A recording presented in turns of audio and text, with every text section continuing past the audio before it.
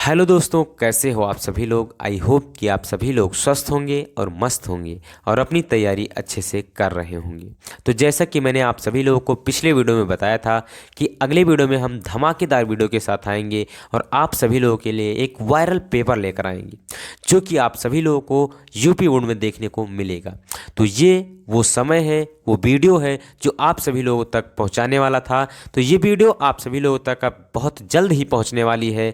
तो ये वीडियो आप सभी लोगों तक आ चुकी है। अब हम यहाँ पर क्या देखने वाले हैं, कक्षा 12 सामान्य हिंदी का जो मॉडल पेपर है, ये समझ लीजिए ये वायरल पेपर है। यही पेपर आपको 24 फरवरी को देखने को मिलेगा। इसमें से आपको 70% प्रश्न आपको देखने को मिलेंगे। तो इस प्रश्न को आपको छोड़ना नहीं है, इसे आपको सॉल्व करके उसके बाद आपको पेपर देने जाना है। तो ये प्रश्न पत्र देख लीजिए कब का है। तो प्रतिदर्श प्रश्न पत्र किसका है, तो 2024 और 25 का है। किसका, 2024 और 25 का है। और किस ईयर का है, तो समझ लीजिए 2024 और 25। और किस क्लास का, तो क्लास 12th का है। किसका है, 12th का है। कौन सा सब्जेक्ट है, तो सामान्य हिंदी है। क्या है, सामान्य हिंदी है। समय कितना दिया होगा, तो 3 घंटे 15 मिनट। कितना, 3 घंटे 15 मिनट आपको समय दिया होगा। पूर्णांक आपका जो होगा वो कितने का होगा, तो 100 नंबर का आपका पूर्णांक होगा। देखिए यहाँ पर नोट कुछ दिया गया है आपको, जो जो यहाँ पर दिया गया है इसको आपको अच्छे से पढ़ना है। लिखा हुआ है पहला नोट कि प्रारंभ के 15 मिनट परीक्षार्थियों को प्रश्न पत्र पढ़ने के लिए निर्धारित है। यानी 15 मिनट में आपको क्या करना है, कुछ नहीं करना है, केवल आपको प्रश्न पत्र पढ़ना है। ये नहीं कि आप पहुंचे और आपने प्रश्न पत्र खोला और लिखना शुरू कर दिया। सबसे पहले आपको क्या करना है, 15 मिनट आपको दिया गया है कि 15 मिनट आप प्रश्न पत्र को अच्छे से पढ़ ले। इसमें लिखा गया है कि इस प्रश्न में 2 खंड हैं। कितने खंड, 2 खंड हैं। दोनों खंडों के सभी प्रश्नों का उत्तर देना आवश्यक है। यानी खंड का और खंड खा करके आपको यह प्रश्न पत्र बनाया गया है। तो दोनों खंडों के प्रत्येक प्रश्न को आपको उत्तर देना है। तो चलिए देखते हैं खंड का जो है आपका इसमें क्या है। इसमें सबसे पहले हम देखते हैं क्या है, उसके बाद आगे बात करते हैं। तो देखिए खंड का में जो है वो आपका प्रश्न 1 जो है, इसका जो का क्वेश्चन है वो क्या कह रहा है कि शिक्षा का उद्देश्य निबंध के लेखक हैं। यानी आपका ये जो शिक्षा का उद्देश्य है, क्या है, शिक्षा का उद्देश्य, इस निबंध के लेखक कौन है। पहला विकल्प है भारतेंदु हरिश्चंद्र, दूसरा है संपूर्णानंद, तीसरा है मोहन राकेश और चौथा है रामकृष्ण दास। तो अगर आपको पता है तो आप कमेंट कीजिए कि हाँ इसका ये विकल्प सही है, अन्यथा हम तो बताते ही चलेंगे आपको। तो इसका जो राइट आंसर हो जाएगा वो क्या हो जाएगा, तो संपूर्णानंद हो जाएगा। बी विकल्प जो है यानी दूसरा विकल्प जो है वो सही आपका हो जाएगा। शिक्षा का उद्देश्य निबंध के लेखक कौन है, तो संपूर्णानंद जी हैं इसके लेखक। शिक्षा के उद्देश्य निबंध के लेखक कौन है, तो संपूर्णानंद जी हैं। इसके बाद अगला क्वेश्चन, खा नंबर क्वेश्चन जो है वो लिखा है लल्लू लाल की रचना है। ऑप्शन है सुख सागर, प्रेम सागर, परीक्षा गुरु, रानी केतकी की कहानी। देखिए इसमें थोड़ा क्वेश्चन मिसप्रिंट हो गया है। आपको यहाँ पर क्वेश्चन क्या होना चाहिए, लल्लू लाल की रचना नहीं है। यहाँ पर क्या जुड़ा होना चाहिए, यहाँ पर है नहीं, यहाँ पर क्या होना चाहिए, नहीं है, नहीं, नहीं है। ठीक बेटा, याद रखिएगा। यानी लल्लू लाल की रचना नहीं है। कौन सी नहीं है, तो पहला विकल्प आपका है सुख सागर, दूसरा है प्रेम सागर, तीसरा है परीक्षा गुरु, चौथा है रानी केतकी की कहानी। तो ये जो है चौथा विकल्प ये जो है वो आपका राइट हो जाएगा। इसके बाद हम बात करते हैं पर्दा कहानी के लेखक। देखिए अगला क्वेश्चन जो है वो क्या कह रहा है, पर्दा कहानी के लेखक कौन है। तो पर्दा कहानी के लेखक आप सभी लोग जानते हैं कौन है। पहला विकल्प आपका है प्रेमचंद्र, दूसरा है जयशंकर प्रसाद, तीसरा है अमरकांत, चौथा है यशपाल। तो इसका राइट आंसर जो हो जाएगा, आप सभी लोग अगर जानते हैं तो कमेंट कीजिए, अन्यथा मैं तो बता ही रहा हूं इसका राइट आंसर क्या हो जाएगा। तो इसका राइट आंसर जो है वो क्या हो जाएगा, यशपाल हो जाएगा। यानी पर्दा कहानी के जो लेखक हैं वो कौन है, यशपाल है। इसके बाद अगला क्वेश्चन जो आता है घ नंबर क्वेश्चन, वो क्या कह रहा है, तो आवारा मसीहा के रचनाकार हैं।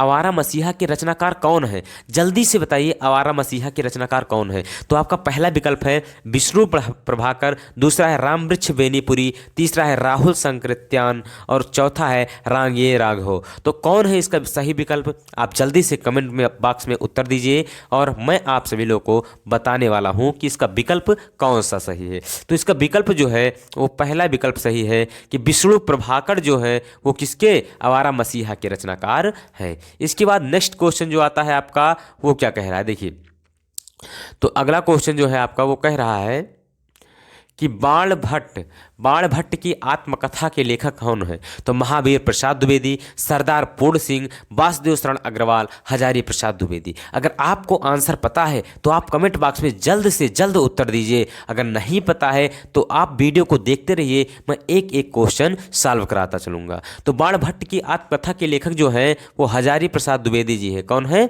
हजारी प्रसाद द्विवेदी जी है। ये आपको अच्छे से तैयार कर लेना है क्योंकि ये बहुत बार पूछा गया है। अब इसके बाद हम प्रश्न दूसरे पर आते हैं। दूसरा प्रश्न जो है वो किससे है? तो पद्य खंड से है। किससे? पद्य खंड से है। अभी तक हम गद्य खंड से 5 क्वेश्चन हमने किया, अब पद्य खंड से आते हैं। देखिए पहला क्वेश्चन जो है पद्य खंड से का नंबर वो क्या है? कामायनी किस युग की रचना है? तो बताइए जल्दी से, द्विवेदी युग की है, भारतेंद्र युग की है, छायावादी युग की है या प्रगतिवाद युग की है? जल्दी से कमेंट करिए अगर आपको पता है। अगर नहीं पता है तो भी कमेंट कीजिए। अगर आपको नहीं पता है तो हम आप सभी लोग को बताएंगे, लेकिन जब कमेंट करेंगे तभी तो हम बताएंगे। तो चलिए हम आप सभी लोग को राइट आंसर बता दे रहे हैं। देखिए राइट आंसर जो है इसका छायावादी युग हो जाएगा। क्या हो जाएगा? छायावादी युग हो जाएगा, यानी दूसरा विकल्प आपका सही हो जाएगा। इसके बाद आपका क्वेश्चन जो आता है खा नंबर, वो क्या कह रहा है? देखिए निम्नलिखित कवियों में से कौन प्रगतिवादी युग का है? ये समझ लीजिए, जो ये मैं मॉडल पेपर आपको दिखा रहा हूं ये बिल्कुल वायरल मॉडल पेपर है। ये समझ लीजिए अगर ये मॉडल पेपर आप तैयार कर लेते हैं तो 70 में 70, 70 में क्यों 100 में 100, किसमें 100 में 100 आपके पक्के हो जाएंगे। 100 में 100 पक्के हो जाएंगे अगर आप क्या कर लेते हैं, इसको आप तैयार कर लेते हैं। 100 में 100 आपके पक्के हो जाएंगे। कब? जब आप इस मॉडल पेपर को अच्छे से तैयार कर लेंगे। तो आपको अगर 100 में 100 तैयार करना है तो आपको ये नहीं भूलना है, तो आपको इसे अच्छे से देख कर जाना है। अब देखिए यहाँ पर निम्नलिखित कवियों में से कौन प्रगतिवादी युग का कवि है? पहला विकल्प आपका जो दिया गया है वो क्या दिया गया है? देखिए तो पहला विकल्प आपको दिया गया है अग्रदास, दूसरा विकल्प है तुलसीदास, तीसरा विकल्प है नंददास, चौथा है रामधारी सिंह दिनकर। तो आपका राइट आंसर जो हो जाएगा वो क्या हो जाएगा? तो राइट आंसर आपका हो जाएगा रामधारी सिंह दिनकर, यानी चौथा विकल्प आपका राइट हो जाएगा। आगे चलते हैं, देखते हैं अगला नंबर क्वेश्चन। अगला नंबर क्वेश्चन जो है वो है गा नंबर क्वेश्चन। क्या कह रहा है? तार सप्तक का प्रकाशन वर्ष है, यानी तार सप्तक जो था वो कब प्रकाशित हुआ था? जल्दी से बताइए कमेंट बॉक्स में कि तार सप्तक कब प्रकाशित हुआ था। अगर आप जानते हैं तो कमेंट करिए। पहला विकल्प है आपका 1941, दूसरा विकल्प है 1943, तीसरा विकल्प है 1954 और चौथा विकल्प है 1947। तो आपका राइट आंसर जो है वो क्या हो जाएगा? राइट ऑप्शन आपका 2 हो जाएगा, यानी 1943 ईस्वी में जो तार सप्तक का प्रकाशन था वो वर्ष प्रकाशित हुआ था, यानी 1943 ईस्वी में तार सप्तक का प्रकाशन हुआ था। अगला क्वेश्चन हम देखते हैं, घ नंबर क्वेश्चन। द्विवेदी युग की रचना नहीं है कह रहा है। तो पहला है प्रिय प्रवास, दूसरा है साकेत, तीसरा है भारती, चौथा है कामायनी। बताइए जल्दी से इसमें कौन सा विकल्प सही है? पहला कि देखिए क्वेश्चन देखिए, समझिए क्या कह रहा है। द्विवेदी युग की रचना नहीं है तो प्रिय प्रवास नहीं है, या साकेत नहीं है, या भारती नहीं है, या कामायनी नहीं है। तो साकेत भी है आपका द्विवेदी युग का, और प्रिय प्रवास भी द्विवेदी युग का है, भारती भी है, ये नहीं है। यानी आपका जो राइट आंसर हो जाएगा वो यही आपका राइट आंसर हो जाएगा। कामायनी जो है ये किस युग की रचना है? तो छायावादी युग की रचना है। किस युग की? छायावादी युग की रचना है। अगला क्वेश्चन हम देखते हैं, अंगा नंबर क्वेश्चन क्या कह रहा है। तो अगला क्वेश्चन जो है आपका है, अष्टछाप के कवियों का संबंध है भक्ति काल की कौन से शाखा की? देखिए भक्त काल की राम भक्ति शाखा से, ज्ञान श्रेयी शाखा से, प्रेम श्रेयी शाखा से, कृष्ण भक्ति शाखा से। तो इसका जो आपका राइट आंसर हो जाएगा वो क्या हो जाएगा? तो कृष्ण भक्ति शाखा से। क्या हो जाएगा? कृष्ण भक्ति शाखा से। ये आपका राइट आंसर हो जाएगा, यानी आपका कौन सा विकल्प सही है ये समझ लीजिए, चौथा विकल्प आपका राइट हो जाएगा। अब अगले प्रश्न पर हम अगले पेज पर चलते हैं अगले प्रश्न के साथ। तो देखिए अगला प्रश्न, अगला पेज क्या कह रहा है, यानी अगला क्वेश्चन जो आपका आएगा वो क्या आ जाएगा? देखिए दूसरे पेज पर चलना है। तीसरा नंबर जो प्रश्न आएगा ये समझ लीजिए कितने नंबर का क्वेश्चन होगा। ये जो प्रश्न है वो कितने नंबर का होगा समझिए। तो ये जो प्रश्न दूसरा है वो 10 नंबर का क्वेश्चन होगा, यानी 5 क्वेश्चन होंगे, 2-2 नंबर के होंगे। देखिए ये पहला क्वेश्चन हो जाएगा, ये दूसरा हो जाएगा, ये तीसरा हो जाएगा, ये चौथा हो जाएगा, ये पांचवा हो जाएगा। 5 क्वेश्चन होंगे तो 2 गुणे 5 यानी कितने नंबर के हो जाएंगे? 10 नंबर के हो जाएंगे। कितने नंबर के? 10 नंबर के हो जाएंगे। तो ये समझ लीजिए ये बहुत आसान है आपको करना। अगर आपको क्या आता है, केवल आप पाठ याद यानी पहचानना जान जाए कि ये किस लेसन से है और आप कब याद कर लें तो आपके 10 नंबर इसमें बहुत आसानी से मिल जाएंगे। तो देखिए इसमें क्या दिया गया है, दूसरा क्वेश्चन आपको दिया गया है। देखिए समझिए, दूसरा क्वेश्चन कह रहा है कि प्रश्न दिए गए गद्यांश आधारित निम्नलिखित प्रश्नों का उत्तर दीजिए। धरती माता की कोख में जो अमूल्य निधियां भरी है जिनके कारण यह वसुंधरा कहलाती है, इससे कौन परिचित न होना चाहेगा? लाखों करोड़ों वर्ष, यानी यहाँ पर देखिए क्वेश्चन क्या कह रहा है, उपयुक्त गद्यांश का संदर्भ दीजिए। संदर्भ में अगर आपको क्या है, अगर आप पाठ जानते हैं और लेखक का नाम जानते हैं, संदर्भ बहुत आसानी से लिख लेंगे। इसके बाद धरती वसुंधरा क्यों कहलाती है? धरती वसुंधरा क्यों कहलाती है, आप सभी लोग बहुत आसानी से इसका आंसर दे सकते हैं। इसके बाद तीसरा क्वेश्चन जो है वो रेखांकित अंश की व्याख्या कीजिए। यानी आपको ये पूरे पैराग्राफ का यहाँ से लेकर यहाँ तक का आपको व्याख्या नहीं करना है, केवल यहाँ से लेकर और यहाँ तक का व्याख्या करना है। तो केवल जितना कहे उतना ही कीजिए, ज़्यादा टाइम बर्बाद मत कीजिए। इसके बाद पृथ्वी की देह को किसने सजाया है? तो पृथ्वी की देह को यहाँ पर देखिए लिखा हुआ है, दिन रात बहने वाली नदियों ने पहाड़ों के पीस पीस कर अगणित प्रकार की मिट्टियों से पृथ्वी का देह सजाया है। तो यानी आप कह सकते हैं इसमें क्या क्वेश्चन क्या है, पृथ्वी की देह को किसने सजाया है? तो पृथ्वी के देह को क्या, पहाड़ों को पीस पीस कर अगणित प्रकार की मिट्टियों, यानी मिट्टियों ने पृथ्वी की देह को सजाया है। आप इस प्रकार से लिख सकते हैं, नदियों ने पहाड़ों के पीस पीस कर अगणित प्रकार की मिट्टियों से पृथ्वी का देह सजाया है। ये आपका इसका आंसर लिख सकते हैं। भावी अर्थ का अभ्युदय हेतु हमें क्या करना चाहिए? आप इसका पांचों का अगर आंसर देते हैं तो आप 2 गुणे 5 यानी 10 नंबर बहुत आसानी से पा जाएंगे। इसके बाद अगला क्वेश्चन, चाहे आप ये पैराग्राफ कीजिए चाहे आप ये पैराग्राफ कीजिए जो अथवा करके दिया गया है। इसमें दिया है अशोक का फूल उसी मस्ती में हंस रहा है पुराने चित्त से इसे देखने वाला।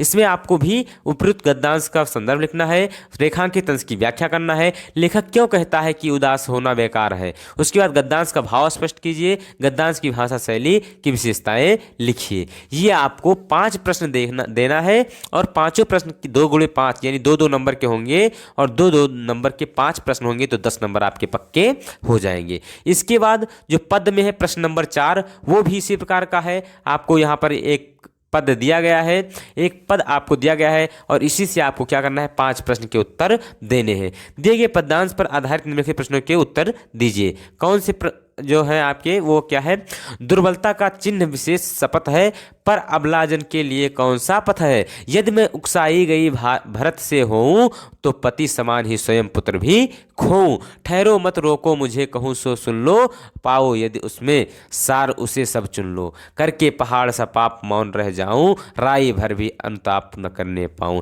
ये क्या हो रहा है, ये कैकई जो है वो कैकई कह रही है। तो ये आप सभी लोगों ने बहुत अच्छे से आप सभी लोगों ने पढ़ा है। ये किसका है, तुलसीदास जी ने इसे लिखा है, आप सभी लोग जानते हैं। अगर आप अच्छे से पढ़े हैं तो आप इस पांचों का आंसर जो है वो बहुत आसानी से देकर आप 10 अंक प्राप्त कर सकते हैं।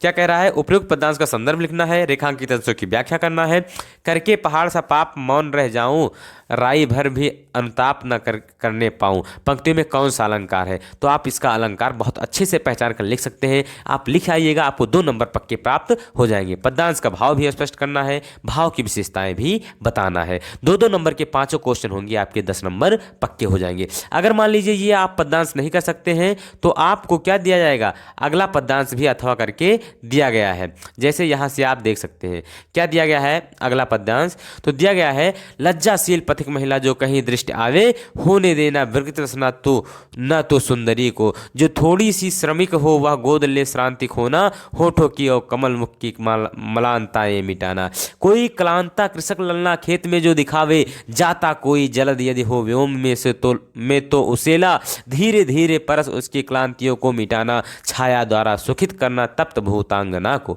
यानी क्या कह रहा है, हवाओं से कह रही है कि हवा तुम जाना जब तो क्या करना, यदि रास्ते में कोई क्या मिलता है, लज्जाशील पथिक महिला मिलती है और क्या है वो थकी हुई है, श्रमिक है, तो उसे क्या करना, गोद में लेकर उसे सुला देना और उसके ओठ जो है वो जो सूखे हुए हैं उसको क्या कर देना, उसको खिला देना कमल के जैसा।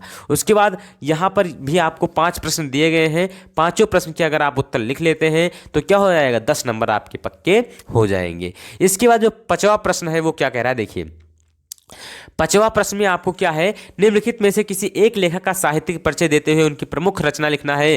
कितने शब्द, अधिकतम 80 शब्द में, यानी 3+2, 3 नंबर के आपको जीवन परिचय और 2 नंबर की आपकी रचना लिखनी होंगी, प्रमुख रचनाएं। तो इसमें 3 आपको दिए गए हैं गद्य में, आचार्य हजारी प्रसाद द्विवेदी, डॉक्टर APJ अब्दुल कलाम और वासुदेव शरण अग्रवाल। तो इसमें तीनों में से आपको कोई एक लिखना होगा और कितने नंबर मिलेंगे, 5 नंबर आपको मिल जाएंगे। इसी प्रकार आपको पद में से भी लिखना होगा, निम्नलिखित में से किसी एक कवि का साहित्यिक परिचय देते हुए उनकी प्रमुख कृतियों पर प्रकाश डालिए, उसमें भी आपको 5 नंबर मिलेंगे। कितने नंबर, 5 नंबर, जिसमें से 3 नंबर आपको साहित्यिक परिचय के होंगे और 2 नंबर आपके किसके होंगे, तो जो आप उनकी प्रमुख कृतियां होगी उस पर। इसमें कौन कौन से कवि आए हैं, तो मैथिली शरण गुप्त, सुमित्रानंद पंत, रामधारी सिंह दिनकर। इसके बाद जो आपका क्वेश्चन आता है, ये समझ लीजिए very very most important 5 number के क्वेश्चन है, ये समझ लीजिए हलवा है।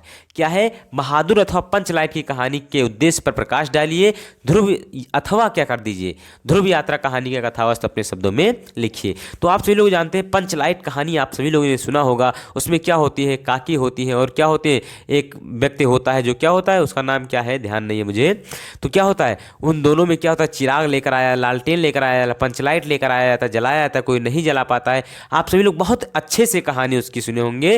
तो आप उसे अगर लिख देते हैं अधिकतम 80 शब्दों में तो 5 नंबर आपके पक्के हो जाएंगे। इसके बाद आपका आता है यहां पर देखिए 7वां नंबर प्रश्न। 7वां नंबर, स्वपठित खंड काव्य के आधार पर किसी एक खंड के एक प्रश्न का उत्तर दीजिए। कि एक खंड के एक प्रश्न का उत्तर देना है। अभी मैं बता देता हूं कि आपको किस खंड का उत्तर देना है, आपको किस खंड का उत्तर देना है, ये मैं अभी बता रहा हूं। देखिए, ना तो आपको ये देना है, ना तो आपको ये देना है, देखिए समझिए, ना तो ये देना है, ना ये देना है, ना उसके बाद आपको देना क्या है ये मैं बता दूं। देखिए, और ना ही आपको ये देना है, ना ये देना है, ना ये देना है। ठीक बेटा, तो देना क्या है आखिर में, तो आपको जो यहाँ पर है त्यागपथी, क्या है, त्यागपथी, इसका आपको केवल आंसर देना है। तो इसमें से आप चाहे त्यागपथी खंडकाव्य की कथावस्तु संक्षेप में लिखिए, चाहे त्यागपथी खंडकाव्य के आधार पर हर्षवर्धन का चरित्र चित्रण कीजिए, दोनों में से केवल एक ही आपको लिखना है। तो इसलिए ये समझ लीजिए ये 5 नंबर का है, ये पक्का आएगा, ये 100% रहता है, ये समझ लीजिए। तो इसको आपको अच्छे से तैयार कर लेना है, 5 नंबर आपके कहीं नहीं जाने वाले हैं। तो ये समझ लीजिए हिंदी का पेपर तो बिल्कुल धुआं करके आने वाले हो आप सभी लोग। तो हिंदी का पेपर जो है वो आपको धुआं धुआं कर देना है, ये समझ लीजिए आपको यही पेपर आपको मिलेगा। जो जो प्रश्न मैं यहां बता रहा हूं यही प्रश्न आपको देखने को मिलेगा। अगर आपको नहीं विश्वास है तो आप जब पेपर देकर आएंगे तब आप बताना मुझसे कि हाँ आया था या नहीं आया था। चलिए अगला देखते हैं, अगला क्या क्वेश्चन है। खंड खा हम पहुंच चुके हैं, कहां पहुंच चुके हैं, तो खंड खा पहुंच चुके हैं।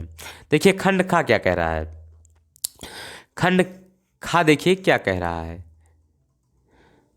खंड खा। तो इसमें कह रहा है दिए गए संस्कृत गद्यांशों में से किसी एक का संदर्भ हिंदी में अनुवाद कीजिए।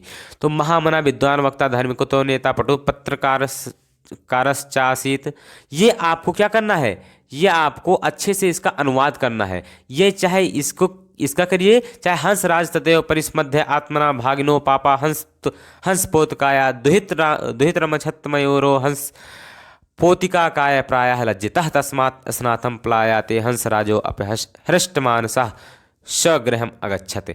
यानी चाहे आप इसका कीजिए, चाहे इस हंस राज वाले का आप सभी लोगों को कहानी अच्छे से बताया होगा सर ने, आप अच्छे से वहाँ से लिख कर आइए। इसमें क्या करना है, पद्यांश का संदर्भ सहित हिंदी में अनुवाद करना है। अगर आप संदर्भ नहीं लिखते हैं तो आपके 2 नंबर कट जाएंगे। और ये कितने नंबर का है, 7 नंबर का है टोटल, याद रखिएगा कितने नंबर का, 7 नंबर का है। 2 नंबर आपके संदर्भ और 5 नंबर आपके हिंदी अनुवाद ले जाएंगे। तो अगर आप इसे अच्छे से तैयार कर लेते हैं तो 7 नंबर ये भी आपके कंप्लीट होने वाले हैं। इसके बाद आपका क्या हो जाएगा, पद्यांश यानी श्लोक आपको दिया गया है, इसमें से भी आपको वही करना है, ससंदर्भ हिंदी का अनुवाद करना है। तो ये भी आपको वही चीज तैयार कर लेना है, बिल्कुल विधिवत आपको 7 नंबर फिर इसमें भी मिल जाएंगे। अगला क्वेश्चन हम देखते हैं क्या है, 9 नंबर क्वेश्चन। देखिए 9 नंबर क्वेश्चन क्या कह रहा है, निम्नलिखित मुहावरों में से किसी एक का अर्थ लिखकर वाक्य में प्रयोग कीजिए। क्या कह रहा है, तलवार की धार पर चलना, टका सा जवाब देना, दाल में काला होना, नमक मिर्च लगाना। यानी आपको कोई एक मुहावरे का अर्थ लिखना है, उसका वाक्य प्रयोग कर देना। जैसे टका सा जवाब देना होता है कि साफ इनकार कर देना। जैसे आपने कहा कि राहुल चलो आज बाजार चलते हैं, तो वो तुरंत ही कह दे नहीं मुझे नहीं जाना है। यानी आप कह सकते हैं इसका वाक्य प्रयोग क्या कहेंगे कि श्याम ने राहुल से कहा कि राहुल चलो हम बाजार चलते हैं, लेकिन राहुल ने टका सा जवाब दे दिया।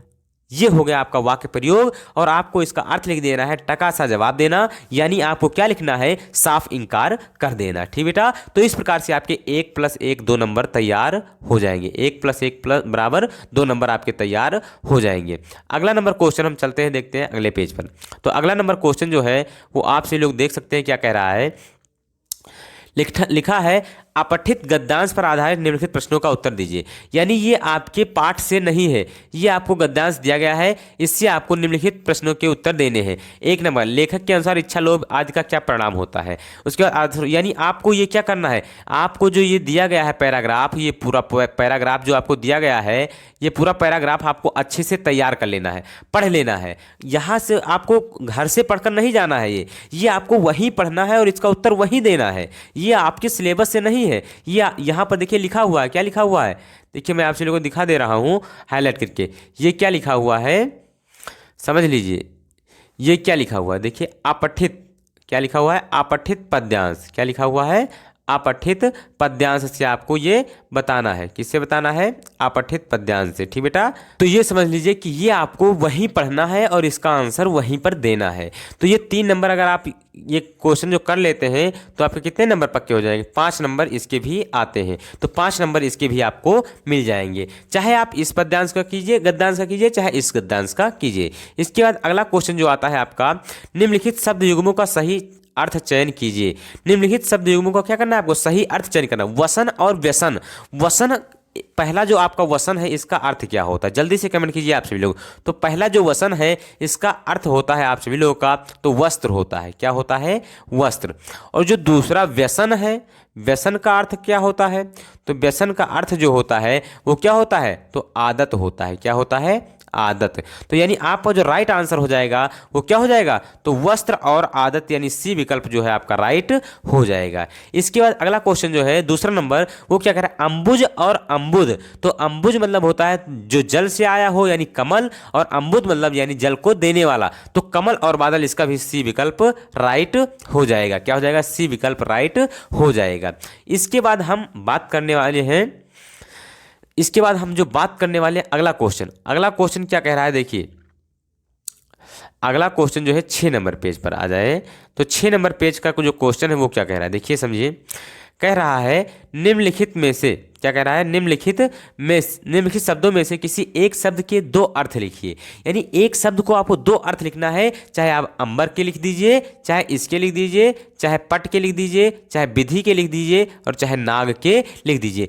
चारों में से किसी एक के 2 शब्द लिखना है, आपके काम हो जाएंगे, कंप्लीट हो जाएंगे, यानी आपको भी नंबर अच्छे से मिल जाएंगे। इसके बाद निम्नलिखित वाक्यांशों के लिए एक शब्द का चयन करके लिखिए। यानी जो आंखों के सामने हो उसे हम क्या कहते हैं, नेत्र सम्मुख कहते हैं, प्रत्यक्ष कहते हैं, आंख के आगे कहते हैं, प्रत्येक आंख कहते हैं। तो इसका जो राइट आंसर हो जाएगा वो बी विकल्प राइट आंसर हो जाएगा, यानी प्रत्यक्ष रूप से कहते हैं, प्रत्यक्ष कहते हैं।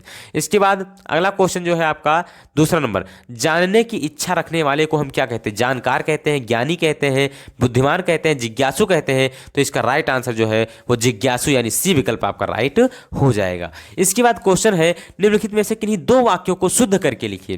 तो 2 वाक्यों को आपको शुद्ध करना है। तो बताइए, तुम तो कुर्सी पर बैठे हो, ये आपको कहना सही है कि तुम कुर्सी पर बैठे हो, ये सही है। तो यानी तुम कुर्सी पर बैठे हो, यानी ये चीज जो है वो आप क्या कर देंगे, कट कर देंगे। ये चीज अगर कट कर दे तो क्या हो जाएगा, तुम कुर्सी पर बैठे हो। ठीक बेटा, ये हो जाएगा। अब इसके बाद इसका, इस सरोवर में अनेकों कमल खिले हैं। तो अनेकों शब्द आपको कहने की क्या जरूरत है, अनेक कमल खिले होते हैं। क्या होता है, अनेक। तो यहां पर अनेकों नहीं होगा, क्या हो जाएगा, अनेक हो जाएगा। ठीक बेटा, इस सरोवर में अनेक कमल खिले हैं, ये आपका राइट आंसर हो जाएगा। इसके बाद आप कर सकते हैं, ये देखिए यहां पर ये भी कर, ये देखिए कृपया यहां पर नहीं लगेगा, अनुमोदन करने की कृपा करें।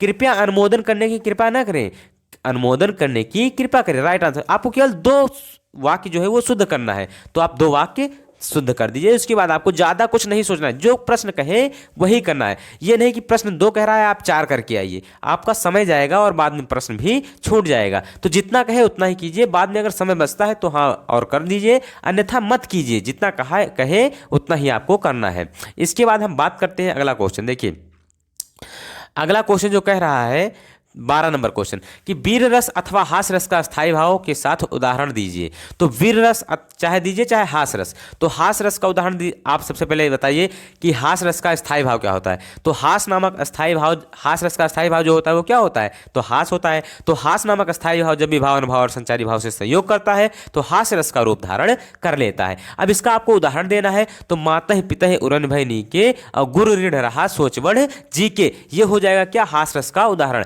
क्या हो जाएगा, मातः पितः उरन भय नीके और गुरु ऋण रहा सोच बढ़ जी के, ये हो जाएगा आपका हास रस का उदाहरण। इसके बाद आपको श्लेष अथवा उत्प्रेक्षा अलंकार का आपको क्या दे देना है, उदाहरण दे देना है। अगर आप तैयार किए हैं तो अच्छे से आप इसके दे देंगे। दोहा और सोरठा का आपको उदाहरण देना है और मात्रा सहित आपको उदाहरण देना है, ये समझ लीजिएगा।